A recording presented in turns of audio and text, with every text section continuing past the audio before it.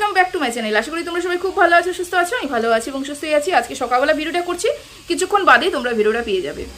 তোমাদেরকে বলেছিলাম প্রচণ্ড ব্যস্ত রয়েছি, কিছুক্ষণ পরে আমরা বেরিয়ে যাব, সেই কারণে যাই হোক ভিডিওটা করতে বসেছি। আর কিছু কথা আমার বলার রয়েছে, সেই কারণে। দেখো, একজন আছে যে আজকে অবশ্য সুতপাকে নিয়ে ভিডিওটা করব। একজন আছে যে সুকে প্রচণ্ড পরিমাণে ভালোবাসে, আমি তাকে চিনি। এবং সুতপার মিট আপে যখন আমি গিয়েছিলাম তখন আমি তার সাথে পরিচয় করেছি এবং সেও আমার সাথে পরিচয় করেছেন। সে দিদিকে আমি আমাকেও প্রচণ্ড ভালোবেসেছে এবং আমিও তার কাছ থেকে ভালোবাসা পেয়েছি এবং আমিও ভালোবাসা দিয়েছি। সে আমাকে ভালোবাসে এবং সে এই কারণেই ভালোবাসে যে আমি সুতপার হয়ে সেই সময়টা ভিডিও করতাম। নো ডাউট, এটাতে কোনো সন্দেহ নেই যে আমি এখানে সর্বপ্রথম সুতপাকে নিয়ে ভিডিওটা শুরু করেছিলাম। প্রথমে অনেস্ট গ্রুপ নিয়ে ভিডিও শুরু করেছিলাম, তারপরে সুতপাকে নিয়ে ভিডিওটা শুরু করেছিলাম। তাই সেই সময় থেকে আমাকে সেই দিদিটা চেনে এবং যখন আমি টিনাকে নিয়ে ভিডিও করি তখন সেই দিদি কিন্তু কোনো কমেন্ট করে না। কিন্তু যখনই দেখে যে সুতপার বিরুদ্ধে সব থেকে বেশি সমস্যা যে ক্রিয়েট করছে সেটা হচ্ছে ওয়াইটি দাদা ভাই, মানে আমাদের সঞ্জয় দা। যখনই সঞ্জয় ভাই সুতপাকে নিয়ে কোনো খারাপ কথা বলছে, খারাপ ভিডিও করছে, তখনই সে এসে আমার কমেন্ট বক্সে কমেন্ট করে যে আমাকে কিছু বলার জন্য। কারণ বরাবরই তাকে সে দেখেছে যে আমি সুতপার হয়েই ভিডিও করে এসেছি এবং আমি প্রচণ্ড পরিমাণে, দেখো আমি বলবো না যে আমি বিনা স্বার্থে করেছি, আমি এটা কোনোদিনও বলবো না। এই ওয়াইটিতে বিনা স্বার্থে কেউ কিচ্ছু করে না, কেউ কিচ্ছু করে না। ঠাকুরকেও কিছু দিলে পরে তারপরেই ঠাকুরের কাছে কিছু পাওয়া যায়, দেওয়াতেই পাওয়া, এ কথাটা সবসময় যেন মনে রাখতে হবে। তা দিলেই পাওয়া যায়, এটাই কিন্তু বাস্তব, চরম বাস্তব কথা। তো আমি সুতপাকে নিয়ে ভিডিও করেছি, তার মানে আমি সুতপাকে নিয়ে ভিডিও করার পেছনে আমার কোনো স্বার্থ নেই, না, এটা কিন্তু একদমই নয়। অবশ্যই আমার চ্যানেল ছিল, অবশ্যই আমার মনিটাইজেশনটা অন হয়েছিল। আমার তখন মনিটাইজেশনটা অন হয়নি, সুতপাকে নিয়ে ভিডিও করাতে মনিটাইজেশনটা অন হয়েছিল। কিন্তু এটা যতটুকু সত্যি, এটাও তার থেকে বেশি বড় সত্যি যে সেই সময় যেই পরিমাণ সুতপাকে সবাই চিল শকুনের মতন শিখে ধরেছিল, সেই সময়টাতে আমি আমার ভিডিও দিয়ে, আমার গলার স্বর দিয়ে একটু হলেও তার পাশে এসে দাঁড়িয়েছিলাম এবং তার ঢাল হয়েছিলাম। এটা মানতেই হবে, বুঝতে পেরেছো? তো যাই হোক, সেই সময় সুতপা আমার কন্টেন্ট ছিল, আমি কন্টেন্ট নিয়ে ভিডিও করেছি। সেই দিদির সেই জন্য আমার উপরে আস্থা, বিশ্বাস, শুধু সেই দিদির না, আরও অনেক কটা দিদির ছিল আস্থা এবং বিশ্বাস যে সুতপাকে নিয়ে সুতপা যখনই এরকম কোনো সিচুয়েশনে পড়বে আমি ওর হয়ে ভিডিও করব, এটা আস্থা, বিশ্বাস। আমি তোমাদেরকে একটা কথা বলে রাখি, আমি বলেছি ওয়াইটিতে যখনই কোনো মহিলাকে সবাই চিল শকুনের মতন ঘিরে ধরবে, মানে একটা মহিলাকেই সবাই মিলে অ্যাটাক করবে, তখনই আমি সেই মহিলার পাশে এসে দাঁড়াবো। সেটা সুতপা হতে পারে, সেটা কিমা হতে পারে, সেটা টিনা তো দাঁড়িয়েছি আমি, মানে যে কোনো মহিলা, বুঝতে পেরেছো? তা সেই জন্য আমি তার পাশে দাঁড়িয়েছি। কিন্তু এখন যে এই দিদিটার বক্তব্য, সেটা হচ্ছে আমি কেন সঞ্জয়ের বিরুদ্ধে কোনো কথা বলছি না, কেন আমি সঞ্জয়ের বিরুদ্ধে কথা বলছি না। যে আমাকে কমেন্ট বক্সে সে কমেন্ট করেছে তুমি কিছু বলো, তুমি কিছু স্ট্যান্ড নাও। একটা কথা বলি, তো আমি দিদি ভাই তোমাকে খুব ভালোবাসি এবং তোমাকে আমি রেসপেক্টও করি, তুমি আমার থেকে বয়োজ্যেষ্ঠ মানুষ, রেসপেক্টও করি। আমি বুঝি তুমি কোন জায়গার থেকে কথাটা বলেছো, কোন জায়গা থেকে। তুমি অন্ধভক্ত, তুমি মানে চোখ বন্ধ করে সুতপাকে বিশ্বাস করো, চোখ বন্ধ করে। সেই কারণে যাই হোক, দেখো একটা কথা তোমাদের মানতেই হবে যে যেই মানুষটা আরো 5টা মানুষের গালিগালাজ খেয়েছে, যেই মানুষটা নোংরা কথা শুনেছে, হ্যাঁ আমি যেই মানুষটা সুতপার পাশে এসে দাঁড়িয়ে প্রচুর নোংরা গালিগালাজ শুনেছি, প্রচুর নোংরা কথা শুনেছি, তাহলে সেই মানুষটা হঠাৎ করে কেন পরিবর্তন হলো? কেন সুতপাকে নিয়ে এখন যা কিছু বলছে আমি ওই দিকটাতে যেতে চাচ্ছি না কেন? দেখো কতগুলো কারণ রয়েছে। প্রথমত, সঞ্জয়ের বিরুদ্ধে যখন আমি কথা বলতে শুরু করলাম, সঞ্জয় আমার শত্রু নয়, একদমই সঞ্জয় আমার শত্রু নয়। কন্টেন্ট সুতপা ছিল, সেই কারণে সঞ্জয় যে পরিমাণে সুতপাকে অ্যাটাক করছিল, আমি সেই পরিমাণে সঞ্জয়কে অ্যাটাক করছিলাম। সঞ্জয় আমার শত্রু নয়, আমি সুতপার হয়ে কথা বলছিলাম বলে সঞ্জয় আমার শত্রু হয়ে দাঁড়িয়েছিল সেই সময়টাতে। ভালো কথা, আমি সুতপাকে নিয়ে কন্টিনিউ ভিডিও করছি এবং সুতপার একটা সমস্যা, ভেতরে ভেতরে কার সাথে কখন কি কথা বলে ফেলে আমরা চুনোপুটিরা বুঝতেও পারি না। বলে না, বড় বড় মানুষরা কখন কার সাথে কিভাবে নেগোসিয়েশনে চলে আসে, ভেতরের মানে যারা চুনোপুটি তারা কিন্তু ভুনাক্ষর টের পায় না। আমাদের মতন চুনোপুটিরা হয়েছে সেই রকম। সুতপাকে নিয়ে লাগাতার আমরা কথা বলে যাচ্ছি, সঞ্জয়ের বিরুদ্ধে কথা বলে যাচ্ছি, সঞ্জয়ের সাথে সঞ্জয় যে পরিমাণে অ্যাটাক করছিল আমিও সেটু পরিমাণে অ্যাটাক করছিলাম তো। হঠাৎ দেখলাম একদিন ভয়েস রেকর্ড, কার মোবাইল থেকে? সঞ্জয়ের মোবাইল থেকে। আমি তো কমপক্ষে ভাবতেই পারিনি সঞ্জয়ের সাথে সুতপা ভেতরে ভেতরে কথা বলেছে। এটা আমি কোনোদিনও ভাবতে পারিনি।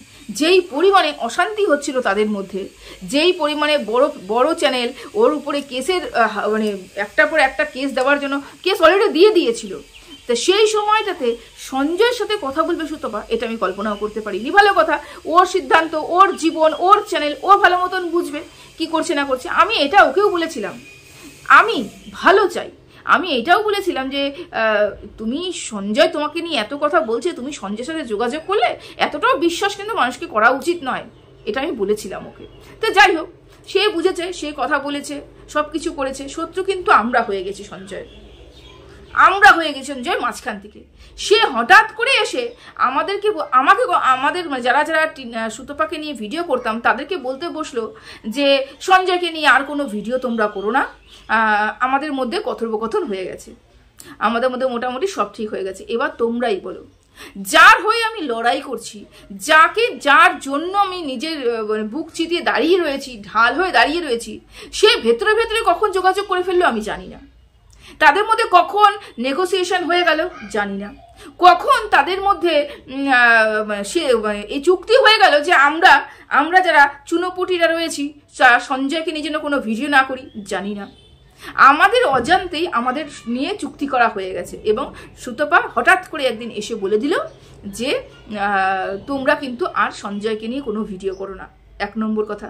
2 নম্বর কথা, আবার সেই চুপচাপ হয়ে গেলাম, ঠিক আছে ভিডিও করব না যখন বলে দিয়েছো। কিন্তু আমি সেই সময় প্রতিবাদ করেছিলাম যে আমি তোমাকে বলেও সঞ্জয়ের বিরুদ্ধে কথা বলতে যাইনি, আমি তোমাকে নিয়েও তুমি যখন বলছো তারপরেও আমি সঞ্জয়ের বিরুদ্ধে কথা বলা ছাড়বো না, যতদিন না আমার এরকম পরিস্থিতি আসছে বা আমি কিছু বুঝছি, তখনও কিন্তু সুতপার হয়েই কথা বলতাম।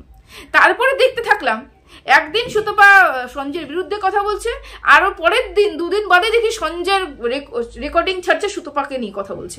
মানে সুতপা এবং সঞ্জয় ভেতরে ভেতরে কখন কথা বলে ফেলে এবং কখন গট আপ সেট আপ করে ফেলে আমরা উপর থেকে কেউ কিছু বুঝতে পারছি না, অথচ আমরা সুতপার হয়ে সঞ্জয়ের বিরুদ্ধেই কথা বলছি। সেই মানুষটার উপর আর কি বিশ্বাস করবে? যেই মানুষগুলো সুতপাকে ছিঁড়ে খাচ্ছিল সেই মানুষগুলোর সাথে হঠাৎ দেখলাম যে বোন হয়ে গেল। সুতপার সাথে সুতপাকে নিয়ে যখন আমি ভিডিও করতাম, খেকির বিরুদ্ধে ভিডিও করতাম, তার কিমার বিরুদ্ধে ভিডিও করতাম, তারপরে হচ্ছে গুপ্তির বিরুদ্ধে ভিডিও করতাম, হঠাৎ করে দেখি তাদের মধ্যে বন্ধুত্ব সম্পর্ক হয়ে গেল, বোন হয়ে গেল।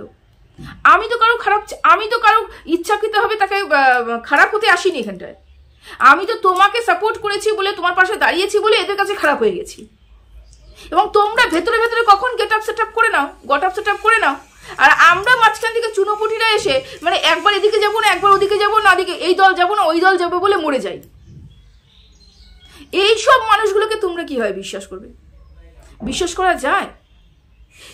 যখন তখন যার চ্যানেল থেকে সুতপার কল রেকর্ডিং বেরোচ্ছে, মানুষ একবার ভুল করে, বারবার ভুল করে, বারবার সেই পরিস্থিতিতে পড়ে।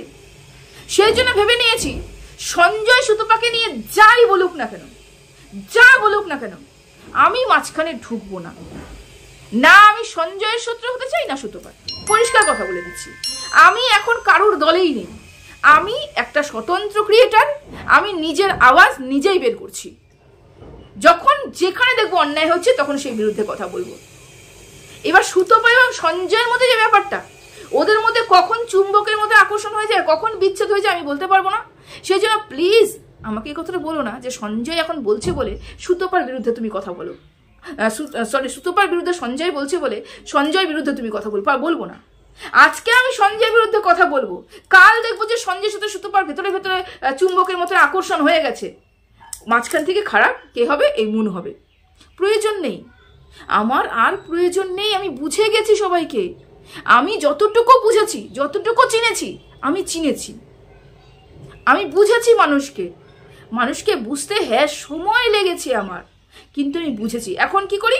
এখন নিজে ভিডিও করি, যেই কন্টেন্ট নিয়ে আমার কথা বলার ইচ্ছে নিজের মতন করি, কারোর দলে নেই, কারোরকে নিয়ে কথা বলা নেই, বা ওকে নিয়ে ওর পক্ষে ভালো বলছে বলে আমাকেও ভালো বলতে হবে, ওকে নিয়ে খারাপ বলছে বলে আমাকেও খারাপ বলতে হবে, এগুলো ব্যাপারও নেই। আমার ভিডিও আমি করব, আমার যা বক্তব্য আমিই রাখবো। সেই জন্য সে দিদিভাইকে বলছি, আমাকে প্লিজ এই কথাটা বলো না যে সঞ্জয় সুতপাকে কি বলছে সেটা নিয়ে আমাকে কোনো ভিডিও করতে পারলাম না, অসম্ভব, পারবো না। ও সুতপা সঞ্জয় সুতপার মধ্যে ব্যাপারটাই আলাদা। তো ওদের মধ্যে কি হচ্ছে না হচ্ছে ওর মধ্যে নাক গলানোর প্রয়োজন নেই। এবার আসলাম সুতপার কথাতে। ভিডিও করেছে, ভিডিও প্রাইভেট করেছে যখন মানুষ দেখে ফেলেছে, 10,000-এর উপরে মানুষ যখন দেখে ফেলেছে, তারপরেই ভিডিওটা প্রাইভেট হয়েছে। আচ্ছা, কেন ভিডিওটা প্রাইভেট করা হলো সেটা নিয়ে কিন্তু বড় প্রশ্নবোধক চিহ্ন সবার মনে রয়ে গেছে। আমি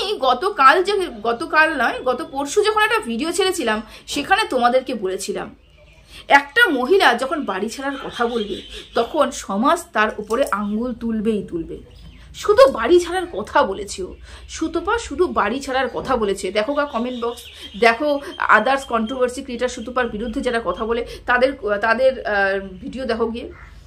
তারা অলরেডি তার পরক্রিয়া সম্পর্ক রয়েছে কিনা সেটা নিয়ে প্রশ্নবোধক চিহ্ন রাখতে শুরু করেছে। আমি তো এটাই বোঝাতে চেয়েছিলাম, আমাদের সমাজে একা বাস করা একটা বিবাহিত মহিলা কোনো মতেই সম্ভব না, সার্ভাইভ করতেই পারবে না। মহিলাকে বলা হবে তুমি চরিত্রহীন, মহিলাকে বলা হবে যে তোমার সাথে অন্য কোনো পুরুষের সম্পর্ক না থাকলে তুমি এইভাবে সংসার ছেড়ে বেরিয়ে আসতে পারতে না। তুমি বেরিয়ে এসেছো তার মানে তোমার সাথে অন্য কোনো পুরুষের সম্পর্ক রয়েছে। এটা নিয়ে আমি পরশুদিনই ভিডিও করেছিলাম। সেই কথাটা হয়তো 24 ঘন্টা পার হতে পারেনি, সবাই ভিডিও করতে শুরু করে দিয়েছে, নিশ্চয়ই পরক্রিয়া সম্পর্ক, নিশ্চয়ই অন্য কোনো সম্পর্ক, না হলে কেন বাড়ির থেকে বেরিয়ে যাবে, না হলে এই সেই হাবিজাবি বলতে শুরু করেছে। আচ্ছা, এরপরে গতকাল যে ভিডিওটা সুতপা করেছে তার মধ্যে একটা কথা আমি বলে রাখি, তার মধ্যে এই যে বাচ্চা সংক্রান্ত ব্যাপারগুলো, বাচ্চা সংক্রান্ত যে ট্রিটমেন্টটা করিয়েছে সেই ট্রিটমেন্ট সংক্রান্ত কথাগুলো হঠাৎ করে তোলার মানেটা কি সেটাও বুঝে উঠতে পারিনি আমি। হঠাৎ করে এই পজিশনে দাঁড়িয়ে যখন আমি আমার শ্বশুরবাড়ির সম্বন্ধে সবাইকে খারাপ কথা বলছি, বলছি মিনস আমি শ্বশুরবাড়ি খারাপ চাই না, আমি শ্বশুরবাড়ির সম্বন্ধে নোংরা কথা বলতে চাই না বলছো, অথচ সবাই জেনে গেছে, সবাই বুঝে গেছে যে কার দোষ কার গুণ। সেই সময় বাচ্চা সংক্রান্ত যে ব্যাপারগুলো সেগুলো ডিসক্লোজ করার মানেটা কি বুঝলাম না, কি ব্যাপার বুঝলাম না।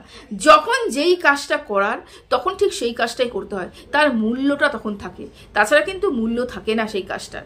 এখন যে কাজটা করেছো সেই কাজটাতে বোঝা যাচ্ছে, সেই ভিডিও থেকে বোঝা যাচ্ছে যে তোমাদের পারিবারিক অশান্তির কারণ হয়ে দাঁড়িয়েছে একটা বাচ্চা। বুঝতে পেরেছো? তুমি মা হতে পারোনি, কিন্তু তোমার ব্লকেজ খুলে গেছে। তাহলে তোমার যখন ব্লকেজ খুলে গেছে, আজকে 2 বছর হলো, তবুও তুমি মা হতে পারলে না। তার কারণ কি? তার কারণ অনেকগুলো হতে পারে। সর্বপ্রথম যে কারণটা হতে পারে, যেটা তুমি হয়তো এইভাবে বলতেও চাওনি ওয়াইটিতে, তুমি শুধু বলেছো আমার ব্লকেজটা খুলে গেছে তবু আমি মা হতে পারিনি, সেটা আমার ঠাকুর হয়তো চায় না। কিন্তু এখানে বড় একটা প্রশ্ন আসতে পারে, যেখানে তোমার ব্লকেজ খুলে গেছে, তোমার সমস্ত ফাংশন একদম ওয়েল অ্যান্ড গুড রয়েছে, সেখানে তোমার হাজব্যান্ডের ওপরে প্রশ্নবোধক চিহ্ন আসছে। তাহলে কি হাজব্যান্ডের কোনো সমস্যা রয়েছে? তাহলে কি হাজব্যান্ডের দ্বারাই হচ্ছে না কিছু? তাহলে কি হাজব্যান্ড সেরকম কিছু জন্ম দেওয়ার মতন সেটা বেরোচ্ছে না? এই ধরনের প্রশ্নগুলো কিন্তু রয়ে যায়। তুমি যেই মুহূর্তে তুমি তোমার শ্বশুরবাড়ি কেচ্ছা বিক্রি করতে বসেছো, না বিক্রি মিন্স তুমি কি বললে, যদি আমি বিক্রি করতে বসতাম তাহলে আমি আমার পরিবারে কি হয়েছে না হয়েছে পুঙ্খ না পুঙ্খ সব আলোচনা করতাম। না, ওটা করতে হবে না। যেমন বেচু প্রথম দিন রাত্রে টিনাকে নিয়ে বলেছে, বলে তারপর ভিডিওটা প্রাইভেট করে দিয়েছে। কিন্তু যারা জানার তারা জেনে গেছে, যারা বোঝার তারা বুঝে গেছে যে ওদের মধ্যে অশান্তি হয়েছে, তার মানে কারোর দোষ কারোর গুণ রয়েছে, কিন্তু অশান্তি হয়েছে। বেশিরভাগ ক্ষেত্রে কিন্তু টিনাকে প্রথমে বলা হয়েছে, তারপরে বেচুর ক্ষেত্রে গেছে। যাই হোক, তোমার ক্ষেত্রে হচ্ছে সেম। তুমি বললে যে সব দোষ আমার, বাড়ির লোকের কোনো দোষ নেই, আমি মেনে নিতে পারছি না, আমি গুছিয়ে নিতে পারছি না। অথচ তুমি ওই বললে, মুখোরা, ঝগড়ুটে, এই যে বক্তব্যগুলো রাখলে, সাথে এই বক্তব্যগুলো রাখার পরে ভিডিওটা প্রাইভেট করে দিলে, কিন্তু ততক্ষণে মানুষের মন এবং মস্তিষ্কের মধ্যে বসে গেছে যে তোমাদের বাড়িতে অশান্তি চলছে, তোমার শ্বশুর শাশুড়ি ভালো নয়, তোমার শ্বশুর শাশুড়ি তোমাকে এই ধরনের বক্তব্যগুলো রাখে। কেন তুমি কিন্তু উজ্জ্ব করে রেখেছো কে তোমাকে এই কথাগুলো বলে, তোমার হাজবেন্ড বলে না শ্বশুর শাশুড়ি বলে? না তোমার ননদ বলে, কে এই বক্তব্যগুলো বলে, এই কথাগুলো তোমাকে কে বলে, এটা কিন্তু তুমি পরিষ্কার করোনি। কিন্তু দর্শকরা বা কন্ট্রোভার্সি ক্রিয়েটাররা ধরে নিয়েছে যে তোমাদের বাড়িতে এই ধরনের কথাগুলো তোমাকে শুনতে হয়। মিন্স তোমার বড় বলতে পারে, তোমার শ্বশুর বলতে পারে, তোমার শাশুড়ি বলতে পারে। যদি তোমার কেচ্ছা আনার দরকারই ছিল না তাহলে তুমি বলতেই পারতে অন্য কিছু। তুমি তো কন্ট্রোভার্সি ক্রিয়েটার এবং মানে বেস্ট কন্ট্রোভার্সি ক্রিয়েটার, তো তুমি অন্য কিছু বলতে পারতে, তাই তো? তুমি এই ধরনের বক্তব্যগুলো নাও রাখতে পারতে, তুমি যদি কেচ্ছা বিক্রি করতে না চাইতে, এটাই বলছি। দেখো, তুমি বলে দিয়েছো যে আমি কিছু বলতে চাই না, কিছু বলতে চাই না, কিন্তু যারা বোঝার, যারা কন্ট্রোভার্সি করা, তারা কিন্তু শুরু করে নিয়েছে। তোমার কালিমা, তুমি বলছো আমার শাশুড়ি শ্বশুর উপরে কোনো কালিমা আসুক, সেটা আমি চাই না, কিন্তু অলরেডি কাদা ছোটাছুটি হয়েই যাচ্ছে, করে ফেলেছে, মানুষের ভিডিও করে ফেলেছে, তোমার চরিত্র নিয়ে ভিডিও করে ফেলেছে, তোমার হাজব্যান্ডকে নিয়ে করে ফেলেছে, হাজব্যান্ডকে যেই নামে সবাই ডাকতো সেই নাম ডেকে ভিডিও করে ফেলেছে, সাথে সাথে তোমার শ্বশুর শাশুড়ির উপরেও কিন্তু আঙ্গুল তুলে ফেলেছে। তুমি যতই না করো যে আমি তাদেরকে নিয়ে নোংরা কথা বলতে চাই না, আমি তাদেরকে নিয়ে কোনো কথা বলতে চাই না, তুমি একটা ওয়ার্ড বলে দিয়েছো, সেখান থেকে মানুষ কিন্তু কন্ট্রোভার্সি ক্রিয়েটাররা, ওই কন্ট্রোভার্সি ক্রিয়েটার ভাব সম্প্রসারণ খুব ভালো করতে পারে, সেই ভাব সম্প্রসারণ অলরেডি করে ফেলেছে। দেখো, আমি যেটা মনে করছি, তুমি ওই ভিডিওটা করেছিলে, এক নম্বর কথা সেটা হচ্ছে তোমার দাদা, মানে আমাদের দাদা হচ্ছে ওই ভিডিওগুলো দেখতো, এবং তোমার পারিবারিক কিছু যে লোকজন আছে তোমার ভিডিও ফলো করে, সেই কারণে তাদেরকে জানানোর জন্য, ডাইরেক্ট তো তুমি জানাতে পারবে না, ডাইরেক্ট তুমি তাদের সাথে কথা বলতে পারবে না, সেই কারণে তোমার রাগ, তোমার অভিমান ওই ভিডিওর মাধ্যমে ব্যক্ত করেছো। তুমি 100% শিওর, আমি তুমি ব্যক্ত করেছো। তারপরে যখন কোনো চাপ এসেছে তারপরেই কি তুমি ভিডিওটা প্রাইভেট করে দিয়েছো, নাহলে ভিডিও প্রাইভেট করার কোনো কথাই ছিল না। কেন প্রাইভেট করেছো তুমি ভিডিওটা? যখন বলেই দিয়েছো, যখন মানুষ দেখেই ফেলেছে, আরে একজন মানুষ দেখলে পরে পুরো ওয়াইটি ছড়ে যায়, সেখানে 10,000 মানুষ অলরেডি দেখে ফেলেছিল, তাহলে তো আরও বেশি আর এখন তো ওয়াইটিতে ছেয়েই গেছে যে তোমাদের পারিবারিক অশান্তি। এখনো এখানে কিছু কথা, আমার আরও কিছু কথা বলার রয়েছে, ভিডিওটা অনেক বড় হয়ে যাচ্ছে। তো সংসার ছেড়ে চলে যাওয়া এটা কোনোদিনও কাম্য নয়, কোনোদিনও কাম্য নয়। তুমি যেই পরিস্থিতিতে দাঁড়িয়ে আছো, তুমি যেই জায়গায় দাঁড়িয়ে আছো, তুমি তোমার থেকে, মানে আমি বলবো যে তুমি আরো 5টা মানুষের থেকে, মহিলার থেকে ফার বেটার রয়েছো। আমি যতটুকু দাদাকে চিনেছি, জেনেছি, জানি সংসার না করলে মানুষকে চেনা বোঝা যায় না, কিন্তু বাহ্যিকভাবে কিছু তো চেনা যায়, কিছু তো বোঝা যায়। যতটুকু চিনেছি, বুঝেছি, আমার মনে হয় না যেই কথাগুলো তুমি বলছো বা যেই পরিমাণে তোমার অশান্তি তুমি বলছো, সেই পরিমাণে অশান্তি তোমার উপরে হয়, আমি মনে করতে পারি না। কিন্তু এটাও ঠিক, তুমি ভীষণ পরিমাণে সেন্সিটিভ, এবং কোনো দিক বিদিক চিন্তা না করে সব কিছু নিজের উপরে নিয়ে নাও, এবং তোমার ভীষণ পরিমাণে তোমার গায়ে লাগে ব্যাপারগুলো, তোমার গায়ে লাগে, খুব কথা তোমার গায়ে লাগে, তোমার বাবা মার কথাও তোমার গায়ে লাগে, যে তোমাকে জন্ম দিয়েছে তার কথাও তোমার গায়ে লাগে, তাহলে শ্বশুর শাশুড়ির কথা গায়ে লাগাটা বড্ড স্বাভাবিক। যদি আমি এটা ধরে নিতাম শুরুর থেকে যদি ধরে নিতাম যে আমি একটা বাড়িতে রয়েছি, সেই বাড়িতে আসার পরে সেইখানকার পরিবেশটাকে আমাকে মানিয়ে নিতে হবে এবং অ্যাডজাস্ট করতে হবে। শ্বশুর বাড়িতে কি বলতো, কামি বলে না, চামি আদর নয় কামি আদর, এই কথাটা কিন্তু সবসময় যেন মনে রাখতে হবে। আমরা প্রতিটা মানুষ এখানে স্যাক্রিফাইস করছি, এখানে এমন কোনো মেয়ে ছেলে নেই, এমন কোনো মহিলা নেই, এমন কোনো বউ নেই বা এমন কোনো বৌমা নেই যে স্যাক্রিফাইস করছে না সংসারের জন্য। তুমি কোথায় দাঁড়িয়ে আছো? তোমার থেকে 1000 গুণ খারাপ পরিস্থিতির মানুষে দাঁড়িয়েও সংসার করছে, হাজবেন্ডের হাত ছাড়ছে না। কারণ কি, ওই জায়গাটাতে দাঁড়িয়ে থাকলে একটা সেফ জোন রয়েছে, আমাদের একটা সেফ জোন, এই জায়গা থেকে বেরিয়ে গেলে পরে আমাদের অনেক অনেক অনেক খারাপ পরিস্থিতির সম্মুখীন হতে হবে। এগুলো চিন্তা করতে হবে। হুট করলো উঠলো বাই তো কটক যাই, এরকম করে কিন্তু সংসার হয় না। আমি জানি 12টা বছর কাটিয়েছো, আরও তোমাকে কাটাতে হতে পারে, হবে। কারণ আমরা যখন ওই একটা বাড়ি ছেড়ে আরেকটা বাড়িতে চলে এসেছি, এখানে আমাদের অধিকার থাকে। তুমি পালিয়ে আসোনি, তোমাকে নিয়ে আসা হয়েছে, সেই অধিকারে তোমাকে থাকতে হবে, সেই অধিকার তোমাকে ওখানে রাখতে হবে। আমার গায়ে লাগছে, এই কথাটা বললেই আমার গায়ে লাগছে, আমি এত সেন্টিমেন্টাল হলে পরে তো প্র্যাকটিক্যাল জীবনে চলা যাবে না বাবা, একদম চলা যাবে না। আমরা যারা মানে বাড়িতেও কাজ করছি, যারা বাইরেও কাজ করছি, তাদেরকেও স্ট্রাগল করতে হয়েছে সংসারটা বাঁচানোর জন্য, তাদেরকেও প্রচুর স্যাক্রিফাইস করতে হয়েছে সংসারটা বাঁচানোর জন্য। সংসার সুখী হয় রমণীর গুণে, এই কথাটা কিন্তু বাস্তব কথা। আমাদের প্রচুর স্যাক্রিফাইস করতে হয়। স্যাক্রিফাইস আমি কিছুই দেখিনি তোমার মধ্যে। কি মানে জাস্ট দুটো কথা যদি গায়ে লেগে থাকে, এটাকে তুমি বলছো যে তোমার আত্মসম্মানে লাগছে? তুমি তো আর 5টা মানুষের গল্প শোনোইনি, আবৃত্তি শোনোইনি, কি আবৃত্তি আছে তাদের মধ্যে। গায়ে লোম খাড়াদি হয়ে উঠবে তোমার। যদি জানো সংসার বাঁচানোর জন্য মহিলারা কি স্ট্রাগল করছে, তখন তোমার যে জিনিসটা, তুমি যে জায়গায় দাঁড়িয়ে আছো, তোমার ওই কষ্টটা তুচ্ছ মনে হবে, তুচ্ছ মনে হবে। নিজেকে আগে পরিবর্তন করতে হবে, ঢেলে ফেলতে হবে। যে জায়গায় তুমি গেছো সেই পরিবেশে তোমাকে ঢেলে ফেলতে হবে। তার জন্য না প্রচুর প্রচুর কষ্ট করতে হয়। বললাম পিটিয়ে পিটিয়ে, লোহা পিটিয়ে পিটিয়ে পিটিয়ে পিটিয়ে, তারপরে আগুনে মানে পুড়িয়ে নরম করে, তারপরে পেটায় পেটায়, তারপরে গিয়ে একটা আকার ধারণ করে কোনো জিনিসের। আমরা হচ্ছে সেই মানুষ, আমরা হচ্ছে সেই মহিলা। আমরা বিয়ে করে আসার পরে সেই তৈরি হয়ে যাই, লোহাতে গরম করে, বৃষ্টির জলে ঠান্ডা করে পেটায়, তারপরেই কিন্তু আমরা একটা বাটি, শক্ত কোনো একটা পাত্র আকার ধারণ করি। এটাকে আর কেউ ভাঙতে পারবে না। 14 বছরের সাংসারিক জীবন, প্রচুর প্রচুর প্রচুর স্ট্রাগল রয়েছে। সংসার, বাচ্চা, চাকরি, তারপরে এই সংসারটাকে বাঁচিয়ে রাখা। এত সহজে সংসার ছেড়ে যাব, সংসার ছেড়ে যাব, সংসার ছেড়ে যাব, গিয়ে কি করব, কোথায় গিয়ে থাকবো, এই যে বলেছিলাম, একবার তুই মুখ দিয়ে শুধু বলেছো, বের হওনি এখনো, তাই মানুষ ভিডিও করছে পরক্রিয়া সম্পর্ক রয়েছে নাকি। এই যেই দিন তুমি অন্য বাড়িতে ভাড়া নেবে, একা থাকবে, আর তোমাদের বাড়িতে দুধ দিতে আসে কোনো পুরুষও যদি আসে, সেখানেও তোমার সাথে তোমার সম্পর্ক জুড়ে দেওয়া হবে। মনে পড়ে টিনাকে নিয়ে তো তুমিও কন্ট্রোভার্সি করেছিলে, মনে পড়ে না সেই দিনগুলো?